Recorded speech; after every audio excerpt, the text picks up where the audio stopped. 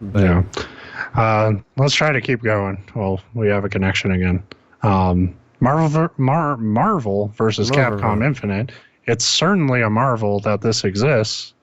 This yeah, it game just looks looks bad. so fucking bad. And at a time when Like, there's a bunch of good fighting games coming out, good luck. yeah, like good games that are already out, good games that are coming out.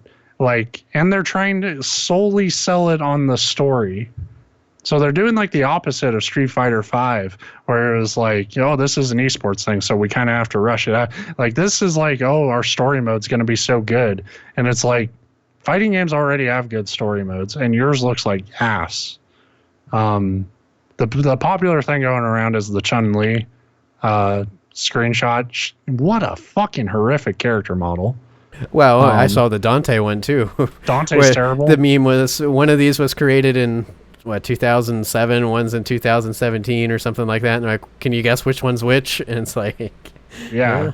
I mean, I've been saying how much I want another Devil May Cry game forever. And seeing that screenshot, I was like, I don't want Capcom to make anything anymore. That looked so fucking bad. Like, they really need to, do some, like, introspection about, like, what the fuck are we doing? well, it feels a lot to me like when newspapers fired all their photographers because they were like, oh, these artists, we don't need them. They're overpaid. We're spending way too much of our budget on artists, and we can do it way cheaper. And then they do it, and it's like, I remember the Chicago Tribune, I think, one of the major Chicago papers fired all their photographers. And then the Blackhawks won the Stanley Cup. And the thing going around was there was two papers with, their big front page spreads. And they're like, which do you think's which? And one literally had a full-size page of a picture taken from a cell phone from the reporter that they had at the event. And it looked like shit. And it's like, you know what? Having somebody that knows what they're doing is actually important. That's kind of the vibe I get from the Marvel vs. Capcom. Is like, we fired all of our experienced artists and we got some, somebody's nephew that knows Maya to do them. And it's like, yeah, I can tell. Yeah, it's like when you consider like how good the artwork is for like historically for their fighting games, like to see them like go to like there was questions like I think there are some good looking spots in Street Fighter V, but there were already some like questionable models and stuff. Like Ken looked just completely fucking stupid. This looks a million times worse, and you're doing it with like arguably more beloved characters like than just like if you fuck up Street Fighter, you're just pissing off Street Fighter fans. Like Marvel versus Capcom, it's like, how the fuck do you make Mega Man? Like, you're Capcom. Just make Mega Man look normal. Like, how are you having this much problems? Like, you're doing it worse than the original cover art for Mega Man. Right. So that looked like shit. Call of Duty World War II looked like Call of Duty. Shit blew up and it looked like it was very expensive. Those are the kind of games that don't need to be at E3, but they do. I mean, when I say don't need to be, they of course they have to be because, like you said, you have to have the presence. But God, they're so boring to watch. Right. I mean, and I'm interested in the game. Oh, sure. Like, but I'm not. It was like you didn't show me anything that changed me one way or another. I'm not more or less excited. It's what I expected. Shit will blow up. Then they went into VR stuff. I have no. Yeah, I mean that Moss that they showed off, the one with the little mouse, was interesting. Moss is the only one I separated from the rest. But I very mentally checked. Well, there was the Supermassive's Inpatient. Looked like it could be kind of a cool like VR horror thing. But I watched them with a grain of salt because I don't have and I will never have most likely a VR headset. So it's like, those are interesting, but I'm not going to play them. At least not the way VR is right now. So it's that thing of like, hey, you got some interesting stuff, but VR is still very expensive just to have like some interesting stuff. Like to not have anything that's like, oh, this is excellent. Like it's all just sort of like, yeah, they're doing a weird thing. So who knows? But Moss, I thought looked best, and I only gave it a thumbs up just because I like having a little mousy friend. Well, that was the sad part about it is typically you give me a like anthropomorphic mouse that's kind of Redwall-y, and I've talked about my love for the Redwall series before. Yeah. And that's an automatic buy. And then this one was like, I'm only kind of paying attention to you because of that mouse, but I'm still... Yeah. I like his little leaf sword, though. And stuff. I like that shit. God of War, I think that game looks like it could be pretty cool. Yeah, I'm excited for it. I'll play it. I was surprised, though, somebody on Giant Bomb's forums had a big thread where he was just arguing with people since last night about how it's a betrayal of the series. And well, the series sucks, so I don't fucking care. I mean, that's how I feel. But I was trying to like be kind of conciliatory, and I was like, I could see like if you did this type of thing with like a Devil May Cry game, I would want to throttle you. Like, why? What is like teaching his kids something? That'd be interesting. Well, yeah, if it's an over the shoulder, like because he did have a point. It's not like character-driven action games are, huge right now. Like you have Platinum, and then who else is really doing them? But I didn't think God of War was ever a great one of those. So it's been, it started in 2005. So I can't fault the developers for being like, we probably did everything we could with that style. Well, I mean, between the two, the last God of War that I remember was a huge departure too, and that was that one that was focused on like online competitive play. I forget what that one was called. Yeah. So, I mean, compared to the two, this one's still closer to God of War, but it's giving it more focus, I think, on story and less on just button mashing. Yeah, because my argument was I thought all God of Wars before were pretty mindless. I thought the combat was mindless. I thought the story was mindless. I thought Kratos was a mindless character. Exactly. It just didn't click with me on any level. Well, and that said, we've talked about it before. Chains of Olympus, I think, is the one. I've only played one. I played all the way through it, and it was one that my PSP would betray me. If you saw my PSP, you'd think I was a big God of War fan because it's the God of War Collector's Edition with Kratos' logo on the back, but it was just because it was the cheapest one and it came with the game. Like, it was the same cost for that with Chains of Olympus as it would be to buy just the system. So I bought it and I played it, and I enjoyed the game. It was perfectly fun, but it wasn't like, oh, it converted me. I'm a God of War. Like, I never understood how people could be such rabid fans of this series based on that, because I put it in the same boat as Marvel Ultimate Alliance. I like those games, but they're arcade beat-em-ups. Like, kinda, yeah. They're very. Now, obviously, there's a difference, but I'm not saying those are the same games. That one has more characters and RPG elements and whatnot. But I mean, it's at the end of the day, all the engagement of one of those. Yeah, you're just running around beating shit up, and that's fine with me. I'm a old school Bad Dudes, Battletoads, Double Dragon fan, and that's that.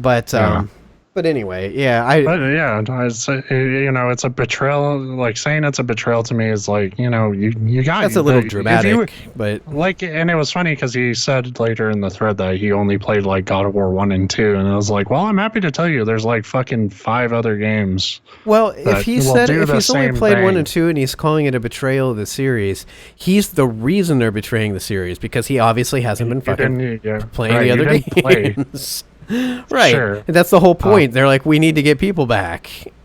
I don't know. I put it down. I'm excited. I was excited. I loved the trailer that they showed last year. I wrote a little piece on it because it was more. It hit me in the feels, as people would say, a little more than I'd ever expect from God of War.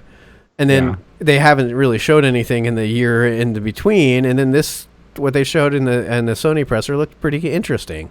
Yeah, I think it's an interesting direction, and I think I'm on the other end where it's like, I think they totally needed to do something like that. Yeah. If they were going to make another God of War game, it had to be something unique.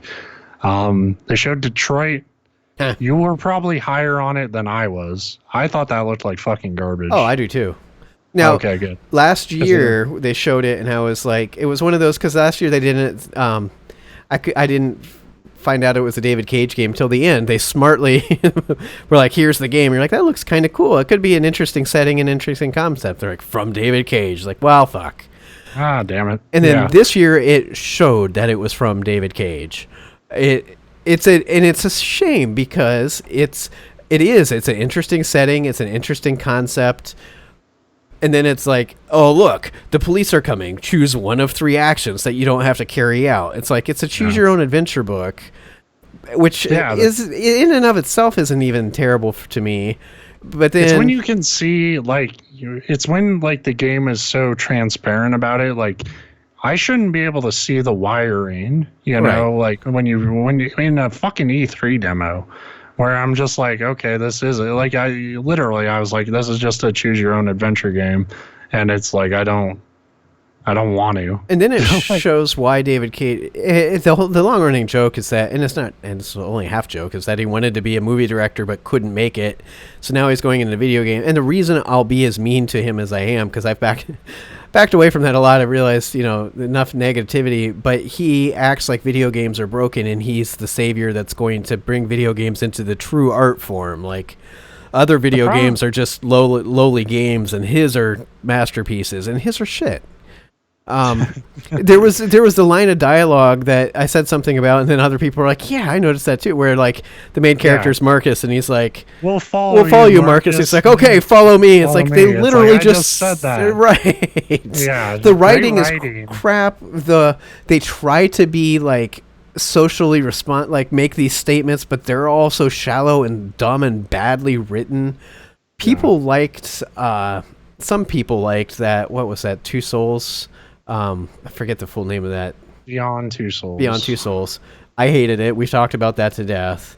Heavy Rain, I played like in one sitting. In fairness, I played for like 4 hours, and then I never went back to it. So I can't form a good opinion on that, but it didn't capture me there either.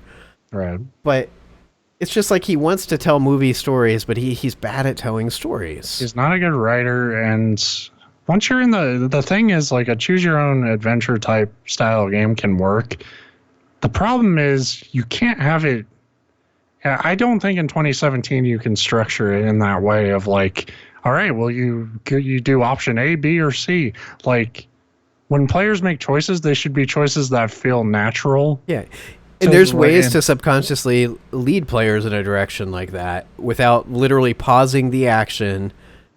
Yeah. And saying A, B, or C. And again, what draws my ire the most is that he's doing that and then acting like he's the one that invented that. It's like, these games have been around forever, buddy. Right. Hey, I just, and like it was kind of that thing of just like, there was a few games I thought at E3 this year where I was like, yeah, I can tell they're going for something really dramatic, but the fucking facial animation just looks stiff and off to me a lot. Like if they get the main characters right, but then like it was like a lot when like the crowd's like, yeah, Marcus is like, this looks so fucking awkward. Yeah. Like, and another game kind of had that vampire game.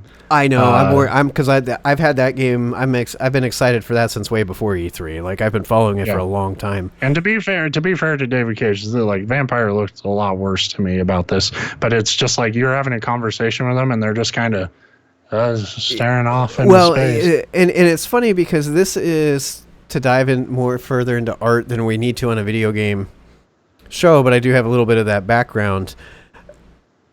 The problem is a lot of times if you're trying to animate something, you're like, we're going to make this realistic as possible. When somebody speaks this, their mouth moves. They like bring out a measuring tape, like your lips moved 1.5 millimeter. Well, a lot of times in animation, especially, you have to exaggerate that shit or else it doesn't work. And that's what I got from Vampire. And the game I'm still interested in. The game still looks like something that I might enjoy playing, but it had that fallout. Like the characters are talking, but a lot of times I had to look really close. Like, are their mouths even moving? Like you said, well, there's a spot in that what they showed where like he's talking to that priest and he's like eating raw meat and shit, and they're having that conversation, and like even outside of like an animation art perspective and how the lips should move, it's like, how do people talk to each other? Like I was taking sort of like, my history of like drama classes in mind with this is like, if I'm eating food and someone's talking to me and you want it to be a dramatic scene,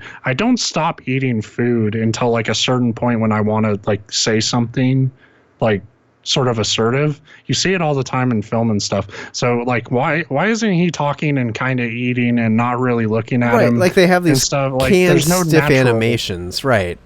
Yeah, and they get so focused on like eye contact and making the eyes look right that you don't think about, how often do you not really notice somebody's eyes in a conversation? Like because he's not looking at you, he's looking at his food. There was a game that I saw. I think it was a game. It might be a movie or an animated show or something, but I think it was a game. And I couldn't tell you what it was. It wasn't from E3. It's been months ago. But I noticed, like, as they showed two characters talking, and it looked so fucking good. But then I noticed, I'm almost positive it's a video game. Like, one of the characters' hands was just like kind of randomly, like, kind of ball it, not clench it in a fist. It wasn't a dramatic, like, I'm fighting back fear, but he'd just like wiggle his fingers, and his arms would sway as he's standing there, just like not in some set pattern. And I was like, that brought so much life to the scene, because humans do that. Yeah. As we're sitting here in the podcast, when you're talking, I'm not sitting here just like stiff or like making one specific head movement. You fidget. Yeah. If you have a spinner, you fidget spin. That's the cultural thing that I had to get in to show that I'm hip these days. You're down with the fidge. But whatever it was I was watching did that little stuff, and it's easy stuff. From the point of, you're not like going in and specifically like these fingers have to grab. It wasn't doing anything as far as like picking up a can and this and that, but just wiggling his fingers like you're stretching your hand. And I wish games and movies even that are animated would pay more attention to that. Yeah, like we have the tech to get fidelity down, but like developers, the next step isn't like, oh, we added 5 more wrinkles to the face. Like it is, how do like humans actually behave with each other? Right. How do they naturally move? And if I took anything away from E3 this year, besides, Nintendo is fucking weird, it's that's something we really need to kind of get down, because now because the more realistic games start to look, the more awkward it is when they like the characters don't behave realistically. So and that was something that like Far Cry 3 was huge about, like in those before it came out, like those trailers with Voss and stuff, the way Voss talked to you, the way he moved was natural. And it was like, and you could tell like they got a real actor to like back him. And that guy's in Better Call Saul now, and he's an awesome actor. But, we need to get more of that. And that's I had that same feeling with Detroit a little bit, where it was like, you got like what you wanted in terms of the tech, but your cop out is like, well, they're not humans. But, right. I was just about to say that. But it's like, but it didn't come across. Well, if that's going to be the excuse, it needs to be deliberate enough that we see that and say, okay, I get it. And it wasn't, because it didn't come across that way. It came across as we're trying, but we didn't hit it.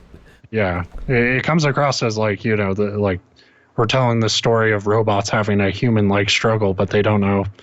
Like, they don't behave like humans at all. They just say the humans' lines. So I didn't like that. But I'm probably not. I'll even admit I'm probably not the audience for a David Cage game at this point.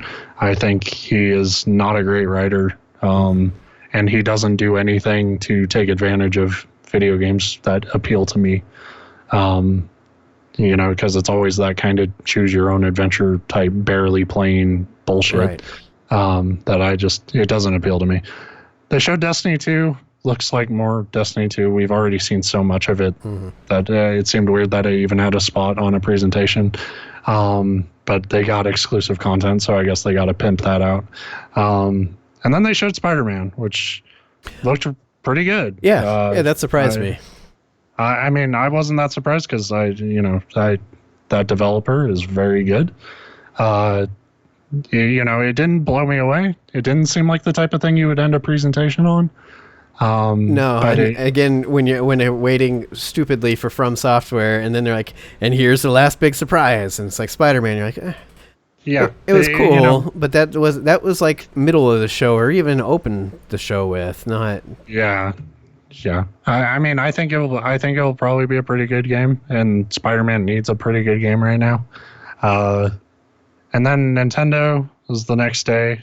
They had, they showed some more Mario and Rabbids. It wasn't a press conference. It was a Nintendo Direct, because Nintendo is smarter than everybody else. And they're like, why the fuck are we paying all this money to just show a demo or a sizzle reel of game trailers when we can just beam that shit over the internet? It's like, yeah. Right. Yeah. What they showed us Mario Odyssey looks really cool. I know. It's so fucking weird, but it's so... When they revealed Mario Odyssey, that had to be during another Direct or something. I forget when. The Switch announced, I think. They showed... and they just showed like a split second of him like running through a realistic city, and it's like, what the fuck was that? Right. And then... So, of course, I was waiting, and like everybody else, I'm like, I need to hear more about this. And somehow... it's even weirder than what I expected, yet I get done watching it and I'm like, holy fuck, I want that. Yeah, I totally want to play that game. Hearing that it falls more on the side of like a Mario 64 and a Mario Sunshine kind of makes me nervous. But I like those games a lot. Because I'm the fucking nut job who it's like, I don't really like Mario 64 because I hate how it controls. Yeah. There's too much going on in it for me. But I mean, I've said it also that I respect the hell out of that game because that was like, the first nobody had done real attempt at it. Yeah, right. Like 3D platformers were such a like weird realm, and even if you did have a 3D platformer, it was like Crash or something that played it pretty linear and safe. And for them to be like, no, we're making a Mario game and it's going to be fucking huge, is a pretty intense undertaking. So. Like, to hear that it's more on that side than less on the Galaxy side is kind of nerve-wracking, but it just looks so weird, and it looks so fun. And really, when you say that, though, you got to keep in mind that there's really not that big of a difference between Galaxy and Mario 64. Like little control things. Well, but that's what you got to assume or hope, anyway, that they're going to actually take what they've learned from Galaxy and apply that. And I think they will, but you can also tell just watching the video like how Mario moves, the level of control you have on him. It's a little more. It's just a little bit more involved than kind of just the basic run, jump, spin of Galaxy. Especially now that you're aiming a hat at things. Right. But nothing takes that way. It was probably the best thing they showed outside of Mario and Rabbids.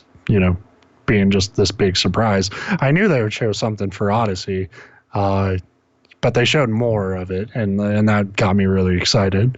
They showed the screen, like the title of Metroid Prime 4, and then revealed Retro isn't working on it, and so I'm kind of like... Yeah, and that's what was funny, is because when it said Metroid, I'm like, okay, cool, and then it said Prime 4, and it's like, I've never played Prime, but everything that I've kind of heard was that everybody loves the first one and then hates the other two. That's not totally. I actually like 2 a fair amount. 2 is kind of just considered weaker. Metroid Prime 3 is a little more like story driven. So it's not. And I thought that was people's problem with the story, because 3 wasn't that the one where she was kind of answering to somebody else. It's like, that's not Samus. Like, well, no, that was Other M. Oh, okay. That was when Team Ninja or whatever got their hands on it, and they didn't. They're not. I don't think they were responsible for the story. That was the producer of Metroid, but that was a whole other bag of stuff. Okay. But Prime 3 still was pretty story driven. And it was a lot of like flying back and forth to planets. You weren't just dropped on one planet to, explore. Metroid Prime was just such a classic because like that's literally it. Like you fight Ridley on a station and then like you follow him to a fucking planet and then like there's the story is all like it's kind of in a way it was a predecessor to the Dark Souls. And the whole story unfolds through like scanning things, and you just like read text and That's shit. what somebody said because I kind of made the joke because like I'm not familiar with Prime because I haven't played any of those games. Is it like Halo? Just because they're space combat games, and somebody's like, well, it's like Dark Souls except you explore this world and you get to a point and you realize all of a sudden, holy shit, this is connected to this other thing. And it's like, well, that's one of the parts that we both love about Dark Souls. So hopefully they stick with that kind of philosophy. But anyway, I was surprised as many people were excited for it, just given that I know people were more clamoring for like a Metroid game, just like 2D, a new Metroid game. Which we're getting, kind of. Sort of. So Metroid Samus Returns, this was really interesting to me. And like I saw the trailer and I was like, oh yeah, I'll totally play it. Sure. You know, from what I understand, I might be wrong, it is a remake of Metroid 2. But it's a remake in the actual, like, remaking sense. Like, not like all the level layouts are the same and the enemies are the same. It's just they got better graphics or whatever. They're redesigning it, but it's Metroid 2. Yeah. So what was interesting about it was when that fan remake of Metroid 2 came out, and everybody was like, you know, everybody was mad at Nintendo because they were taking it down, and I was with them. You know, it's a fan, a fan project, and I get their right really to do it. But the argument's like, well, if you're not doing it, then why not let it? Well, here's why. Here's why. Guess why? Well, but like, and that wasn't even my argument. It was like, you heard this argument a lot, and somebody pointed it out to Dan Riker. I don't know if he responded to it on Twitter, but he said, like, you know, this doesn't do anything for me after playing that fan remake. And somebody pointed out to him, it's like, that's not what you people praising this fan remake were saying when trying to defend it from Nintendo, which was, it won't hurt your sales. I know, if anything, that's proving. I didn't know he made that comment, but that's exactly then. I don't know if he personally made that defense, but it was kind of, it was just sort of, you know, remarking, like, you know, everybody was saying this wouldn't hurt Nintendo's sales if we just let that game be out there. But you're kind of living proof that. Well, right. That's what I mean. I'm not saying that he made the argument that it won't hurt sales. Right. But after that, I don't really need to buy this. It's like, well, then that's exactly the kind of thing that companies want to avoid. Then that's why Nintendo shuts it down. Right. You know, and you can not like it, but that's IP laws. I mean, that's right. I mean, I have that fan remake. I got it before they took it down. I haven't played it. I'm sure you can still find it anyway, but yeah, I'm sure there's some good soul who has a torrent. Right. But I mean, you know, I just thought that was interesting. I thought what they showed looked good. It didn't look amazing. You know, I kind of prefer, if you're going to do a 2D Metroid, to go with a more like classic pixel style. And they got the Lords of Shadow people on this one. So it's more... That'll be what... It was hard to tell. Like, I would see video and, like, some shots, I'm like, yeah, that looks pretty good. And then others, I'm like, yeah, it looks kind of janky. But it's for 3DS, and that's just a very hard system to show off, like, not in person. So it could look really good. It could look bad. I will have to wait and see. But I haven't really got to play a Metroid since Super Metroid. I played a little bit on NES. My friends had it. We played it all through it, but I wasn't, like, sitting there from start to finish. And I played some Super Metroid. Couldn't tell you. I probably never beat it back in the... I mean, like, when it was current on SNES, I played it. But I haven't really got to play Metroid since, so I'm excited to get a chance to do that. I mean, I'm excited that they finally are, like, you know, pushing Metroid on some level, because, you know, we went the entire Wii U without really even talking about Metroid. Like, Other M really kicked that series in the dick, because they were just down for the count for years with it. Like, people were like, Other M is bullshit, and then, like, Nintendo just wouldn't do anything with it except, like, weird party game stuff where it's like Federation Force. Yeah, and then Federation Force. In fairness, I kind of thought looked kind of neat, but it's not going to sate that Metroid appetite. Like, because you could literally put any character there, right? Like, people who wanted a real Metroid game. So those were the main press conferences. I wrote a couple other things down that weren't really attached to anything. Kingdom Hearts 3 got a new trailer. Mm-hmm. I talked about it a bit on Twitter, how like that game looks really sharp, but it looks sharp in that way of like, this seems so fucking far away from being done. Like, just the way like you're hitting enemies in that game, and like the demo, you're doing these really over the top like cinematic attacks, and nothing's dying to them.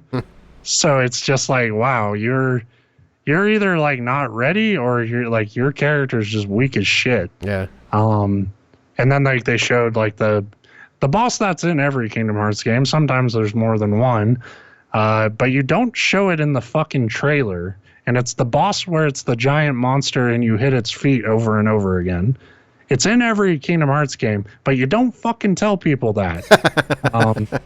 And I mean, that's kind of like going to the dentist when you don't say, oh, yes, this will hurt a little bit. You say, yeah, no, it'll be fine. Right. And I was watching this trailer, like, oh my God, are they really are they really showing the like horribly tedious part where you're just like whipping on a shoe? Um, so that was weird. I am who I am, so I will play it when it does happen, but that game still seems like a long way off to me. They showed there was a trailer for Sonic Forces, which is their Sonic Generations follow up, but you get to make your own Sonic character. So all these Sonic fans on Reddit, look out. Sweet. You finally get what you want. Was that 2D side-scrolling, or is it full 3D? It's both. Okay. So you play as classic Sonic and modern Sonic, going back to that well again. And, that stuff was fine. Sonic Generations was not a bad game, in my opinion, at all. It was just the boss fights were fucking terrible. And this one is kind of weird because it's going back to that kind of gameplay, but Generations was really kind of lighthearted, like a Sonic game probably should be. This one seems to be going for more like that mistake of like, this is the gritty rebellion. Join Sonic in his rebellion. Yeah. Chili Dog Rebellion. It's a weird franchise from that, like, because it does go both ways, and yeah, the one works, and the other one, it's like, why do you keep pushing this? I only saw like a scrap of the 2D video going from like the side scrolling, but I know there's two Sonic things. I think it was this one though that I saw, and it looked good. I mean, there was a Sonic Mania too, and that game looks pretty cool. That's a more proper like old school Sonic game with the pixelated art and stuff. This is a more Generations stuff. But any trailer that starts with like Sonic looking down on like a burning city with like robots and he's like clenching his fists and like, I'm gonna fuck Robotnik up. That's or sorry, we have to change it. He's Eggman permanently now. But it was just, it's weird. Tonally, it's always weird. Sonic is, he can be good or bad, but it seems like tonally it's always something's fucked up.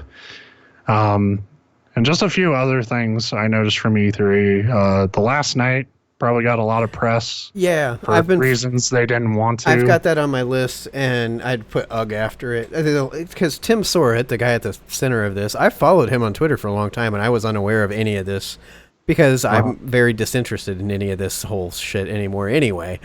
But the game itself looked awesome. That's how it's one of those I catch indie developer screenshot on like Screenshot Saturday hashtag or something. I'm like, that looks cool, and I started following him. And the game looks really neat. If you like, it's like an old school like flashback type side scroller, whatever. But and it's got that cool cyberpunk aesthetic, and he's got some really cool tech behind it too. As far it's all done in Unity, but they've done some amazing things with it. I thought that trailer was really effective. I thought, in terms of like just putting a trailer together, not like take what looked the most interesting to play and stuff out of it, just like putting a trailer together. I thought that was probably the best looking trailer of the show. I didn't know anything about the guy who made it. Yeah, and I kind of looked up because I didn't know what statements they were talking about. This all has to do with the Gamergate and this and that and whatever. All that shit. And I'm not going to defend his 2014. Right. I'm not going to defend his statements. I'm not going to crucify him for it. But what bugs me, and we've talked about this before, if you don't like the guy and you don't like his views or whatever, don't buy the game. That's great. Don't fucking shove that down my throat, though. Like, that immediately everybody's like, fuck this guy, this game, I can't believe they should burn him at this. It's like, this game, fuck you too. And it's like, well, fuck you. Right. Don't tell me what matters to me and what maybe I'm missing something because I read the stories on fucking, God Save Me, Polygon. And nothing, like his statements, it's like, I don't agree with them. And I think, we were all kind of wrapped up in one side or the other around that time when he made those statements. But even by those standards, what he said wasn't that like crazy. Like I might think he's wrong, but I don't. It wasn't like he was like. And he wasn't calling for like let's. It wasn't a harassment campaign he ran or something. Go get this person. Oh, this person should be killed. Here's this person's personal information. I'm glad this leaked. It wasn't nothing like that. And somebody pointed out the biggest problem people had was that he supported or kind of got behind Gamergate on that side of it. But what gets missed is right, and what gets missed is that was at the beginning of it, like you said, before it really became this misogynistic, toxic, whatever. It was really more about transparency and journalism, which isn't necessarily. Again, we're not going to get into all these topics, but he wasn't making extremist statements. Like, there are people like that. That's the whole fucked up thing about like Gamergate and like whatever the opposite is, like a gamer feminism, whatever the fuck they want to identify their side as, is that like there were reasonable people wrapped up in that shit tornado of just people on all sides being completely unreasonable monsters to each other. You know, so, and it was okay to lean one way or another until we just sort of decided that you're all extremists. You're my enemy, right? If you feel a certain way, because until you show me like a tweet that like he really said something like heinous or something, like I don't know what the fuck we're freaking out about, because it's. You know, maybe I don't agree with him, but he didn't initiate harm on anybody. Right. And he hasn't been crusading for them ever since either. There were statements made back when that happened. And he came out, and I get it too, because it's... I wouldn't say he came out and apologized for it, but a lot of people are not accepting that. And it's like, well some of you just want to be mad, but of course he's going to apologize now. Whether we'll never know, and it's not for us to judge whether he's actually sorry or it's just now I have something on the line and I don't want to risk commercial success, so I'll say. Who knows? I'm not the person to judge that, and I don't care. Well, it's like just like these people are like you said, they just want to be pissed, and it's like, well, he says he doesn't agree with it, but actions are what matter here, not words. Is like, how do I tell you that I don't agree with something? How do I demonstrate I don't agree with something I said fucking years ago? All I can tell you is that I don't agree with what I said years ago. I don't agree with animal abuse. Do I have to like go vigilante and shoot somebody in the face that's abusing animals to prove that I don't fucking pig blood on somebody with a fur coat to like? Yeah, like it's just weird. And it was weird to see like Ben Kuchera. He was in like the comments, so he posted one of the articles, and like this is how I ended up reading it, was somebody like linked to this comment he made to somebody was like, you know, like maybe we should just not crucify the guy and like listen to each other a little bit more. And Ben Kuchera is like saying shit like, oh, life's too short to listen to a hateful piece of shit, and like that type of stuff. And it's like, but show me what he said that's hateful, though. It's like, you're Ben Kuchera. You should say shit you regret, like from an hour ago. You say dumb shit all the time. I know. I don't like the guy. But, well, I can't say I don't like. I've never met the guy. I don't agree with him. I don't read his articles because I don't. Yeah, his is a viewpoint that I do not identify with. So no, I really, I'll say it. I don't fucking like the guy. I think he's a really fucking cunty person. He is one of those I'm smarter than everybody else guys, and like I'm more woke than everybody else and whatever. Yeah, I'm so woke. But yeah, and it just sucks. But like I say, if you don't like Tim Surratt and you're still sore about what he said, that's great. Don't buy his stuff. You have every right.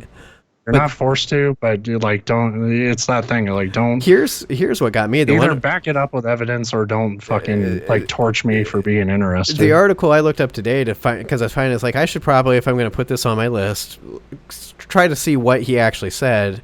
And there was an article and it had some screenshots of some posts, and then it had a couple like at like update. You know, this information came out, update, and then one of the updates was update the tweets that we have in the, because they had pictures like screenshots of tweets from the guy. From the last night, like, oh, it turns out that the tweets in the first two pictures probably never happened. They look like seems to be faked because whoever originally posted these is nowhere to be found now, and you can't find them on the guy's timeline, like where you ever actually said these. But they didn't fucking take the pictures down, and I'm like, yeah, it's a fucking. I think a lot of people are mad about things that he probably didn't actually say, and the things that he did actually say, you can disagree with, but they, like you said, they weren't hateful and they weren't like overreachingly like. inflammatory. It wasn't like respectfully. I think Hitler was right. And like, it's not that type of. He shit. did say something against, like, what did he call it? Extremist feminism? And there's just people that if you say that word, it's like, you're obviously a misogynist. Fuck you. I hate. And it's like there's extremist PETA people, and I hate them. That doesn't mean I'm for animal cruelty. Extremists. I'm one of the most liberal fucking people on the planet. There are extremist liberals, right? Like you can fucking condemn them. And you don't have to get butthurt because, like, you have to, like, constantly protect your side just because you took a label. Well, and the problem is a lot of it's people that are actually the extremists, and they're like, "You're calling me an extremist." It's like, you are. I would call, like, your first reaction to a game trailer from somebody you disagree with, if your first reaction is to write, like, a fucking... Go back to their, like, old tweets from years ago and be, like, to run just, like, a shit campaign on their game... Like, I would say, yeah, you're probably closer to, like, the extremist side of your position, and it's not fucking healthy. Yeah. But anyway, but the game itself, I've been excited for it for a long, 2 years or plus. Like, I've been following it. This is the first I heard about it. Yeah, I'm not surprised because it's a small little indie thing. Me too. I didn't know any of this about the guy. Like, watched the Sony trailer recorded after it happened because it was at, like, midnight my time. No, it wasn't. It was late though. And then the next morning I'm watching it and I saw that game that I've been following forever, and I immediately went to Twitter and I'm like, congratulations, that's really cool. And then all of a sudden I'm like, everybody's like, this guy is I can't believe. And it's like, wait, what the hell's going on? Like, I didn't know anybody knew the guy because it's a small indie literally this game is made by him and his brother, or him and his part, like, one. It's like two people making it. Yeah. But I think it looks pretty cool. They showed moving on, just a couple left that caught my eye. They showed a game called Tunic, which is kind of like, once again, you play as like a fox. That looks really cool. It's like a Zelda sort of game, but it had a pretty unique art style. It looked more on that, like, kind of experimental, smaller dev side of it, but it looked like it could be fun. They showed Ooblets, which is like a kind of a Harvest Moon meets Pokemon sort of thing. Looked kind of quirky and weird. Yeah, I've been following her forever. Well, I follow a couple of the people that work on that, just because the art style is so fucking charming. It's a really eye-catching game. Yeah, and it looks just fun. Like, it's just like, let's just bring out the goofy child, like. And all of it, like, they're dancing around the place, and there's these cute little, like, Pokemon type creatures all over the place, but you can design your house and farm, and it looks amazing. And I was super stoked to see that. That was, when I say showcased, it was one of the, anytime an indie is showcased, that usually means it got 30 seconds on a montage. But to see that on one of the major conferences as well, I was excited for, and it looks amazing. I'm ready to buy that the second it's available to buy, and I have been for a while. Yeah, I'm not there because I just watched that trailer. It's the first I've heard about it, but I definitely thought, like, that's a really, like, that is just an adorable fucking game, and I could eat that up. Wildlands was the last game I had notes for, and like, nothing like huge about that stood out to me, but it looked like they kind of had, like, Minecraft, but like the way they described it was like, if I'm thinking it's the same developer, they said something about, like, we wanted to, like, match the complexity of, like, Arma with Minecraft. Yeah. And I was like, that is the weirdest fucking goal I've ever heard, but you have my attention. And it's got a cool style too, that kind of polygonal, artsy. You can get a ship, you can build a ship. I'm all right with that. There's cowboys too. You can get a cowboy hat and ride around on a horse. Yeah. So that looked interesting. Didn't blow me away or anything, but that was another game to kind of make a note on. I was confused with that one because I missed where it was in the show or where it came up, and people were like, "Oh, that looks cool," but I was like, I'm pretty sure that I've heard about that for a long time, and I just pulled it up. You can get into the early access already. So, I mean, yeah. Now, it's not through Steam. It's through, well, it might be on Steam too, but I'm seeing on the Bohemia Interactive's website, it's, get the early access now, and then maybe that's something that just opened up at E3, like because they do that a lot. I don't know, but yeah, it looks neat. Yeah, so that was E3. I mean, there's a lot of kind of. I thought there was a lot of lulls and sort of. Yeah.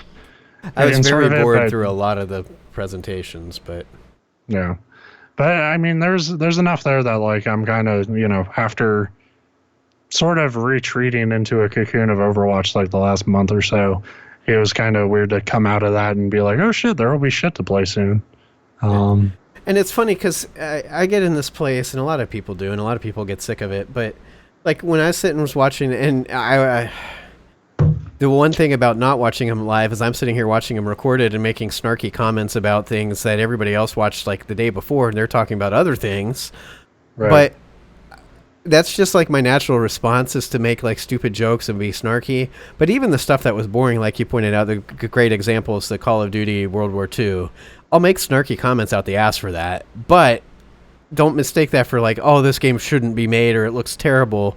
It's just they're boring for me to watch ads, basically. I mean, that's what E3 is basically commercials. And so when you're like us and we follow the industry and we're aware of this stuff and we've played the previous games, it's hard to get excited about commercials sometimes, even when the games themselves will probably be cool. Oh, yeah. And that's part of why E3 has fallen off for me. Like, because when I started out in Njoystic, I had that same sort of excitement about events like this, and now I'm so bitter about just advertising in general that, like, if I'm being sold shit, I'm just like, I don't. And like you see through the fucking, like you cut through the hype after a while, and you sort of realize what every trailer's trying to do, and that's why I went into this with the eye for like, okay, what's gonna surprise me? Because not a lot did. Yeah. And that's what was disappointing this year is that's what I want. I don't necessarily need a million games, but I want to be surprised. I want, and it's getting harder too because most of these things are things that we either knew were in development, were actually literally shown last year at E3, or had leaked. So it's hard to get that surprise factor, but they fucking managed it with the Rabbids and Mario, or Mario and Rabbids. I want more of that. That's what E3 should be teaching me something, not just like, oh, here's the next Call of Duty that we knew was coming. Right. Call of Duty, Need for Speed, like just after a while, it's like so many franchises just flowing at your face, and it's like, even Mario and Rabbids, that's 2 franchises. The reason it's special is because they didn't throw it together in an obvious way at all. But I mean, luckily we got games like that, so it wasn't a total loss of a show. It was kind of, it was more boring than I remember most E3s being for me. Yeah. And it sounds like the people who are there are tortured. They just I can't remember if that was at the beginning or not, but they opened it to the public for the first. There's always been some level of public there, but they had to open like ticket. And last I heard, they didn't actually sell out of tickets, which is surprising. But because PAX sells out in like 20 minutes. Well, Jeff Gerstmann was talking about like how before the show started proper, he was just like walking around the floor, and he was like, they haven't changed anything from past E3. Like, these booths are the same size. They haven't done anything to accommodate the room. Like, I don't know what the fuck they think. Like, where do they think people are gonna go? Yeah. And you just like have people just laying down in hallways and shit. It's like, it sounds like a mess, and I am happy to not be there. Yeah, I'm not a crowd person, so that's right. So that's our E3 show, a long fucking E3 show. Yep. We'll be back with something next week, I guess. I'm tired now. I'm hungry. So so see you later.